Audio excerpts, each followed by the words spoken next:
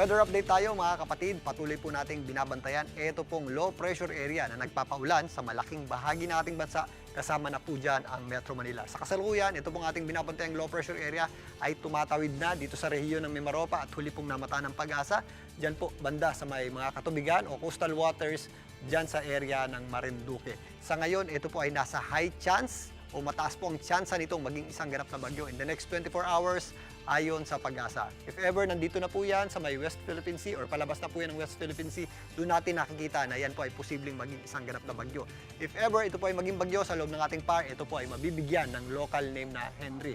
Sa kasalukuyan, ito pong ating low pressure area at ang habagat ang nagdadala po ng mga pag-ulan sa malaking bahagi ng ating bansa. Dahil po sa ating low pressure area, asahan pa rin po natin ng maulap na panahon at posibleng kalat-kalat na pag-ulan at mga thunderstorms dito po sa rehiyon ng Bicol Region. Kasama na po dyan ang malaking bahagi ng Mimaropa, lalong-lalo na po sa area ng Mindoro at Romblon, maging dito sa Marinduque. May mga pag-ulan din tayo at mga posibleng thunderstorms sa Calabarzon, kasama po dyan ng Batangas, Laguna at area po ng Quezon. Dito sa Metro Manila, maula pa rin po ang ating panahon at posible rin po yung ating mga manakanaka o yung ating mga intermittent na pag-ulan. May mga pag-ulan din tayo sa Central Luzon, lalong-lalo na po dito sa area ng Aurora. Ganon din po ang ating aasahang panahon sa area naman ng Palawan dahil naman sa epekto ng ating habagat o southwest monsoon. At habang kumikilos po, papalayo itong ating binabantayang sama ng panahon, mababawasan po yung ating mga pag-ulan sa Bicol Region. Pero bukas, may mga pag-ulan pa rin po tayo dito sa kanlurang bahagi ng Luzon, ang Mimaropa, Calabarzon area, kasama na po dyan ang western section ng Central Luzon, including dito po sa Metro Manila. Sa Visayas naman, nabawasan na po ang epekto nitong ating low pressure area, pero meron pa rin tayong mga posibleng kalat-kalat na pag-ulan at mga posibleng thunderstorms dito sa Western Visayas, particularly dito sa rehiyon ng Panay, maging dito nga sa area ng Palawan. Sa Mindanao naman, mga pulupulong pag-ulan, thunderstorms naman ang ating aasahan.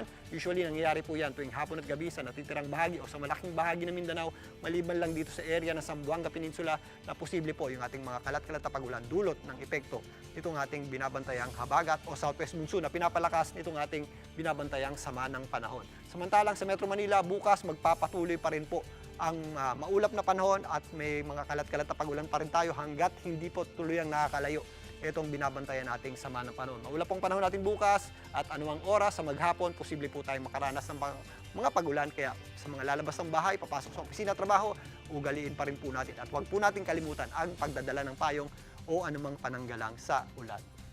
Mga kapatid, sa kabila po ng mga pag-ulan is bumagsak pa rin po o nasa below critical level na po ang Angat Dam na nasa 159.95 meters.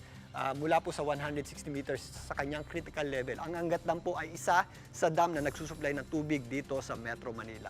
Sa susunod na linggo hanggang sa ikatlong linggo ng July, meron tayong inaasahang mga malawakang pag-ulan na posibleng magpataas muli ng level ng tubig sa Angat Dam, pero mananatili po yan nasa below normal high water level ng Angat Dam. Kaya maghanda pa rin po tayo at mag-ingat sa mga posibleng epekto ng kakulangan sa tubig, lalong-lalo na sa huling bahagi ng taon, dahil na rin po sa posibleng epekto nitong ating malakas na El Nino sa huling bahagi ng taon nga hanggang sa unang bahagi ng 2027. At yan muna ang latest sa ating lagyan ng panahon. Muli ako po ang inyong weather frontliner, Alvin Pura, na laging may panahon para sa iyo.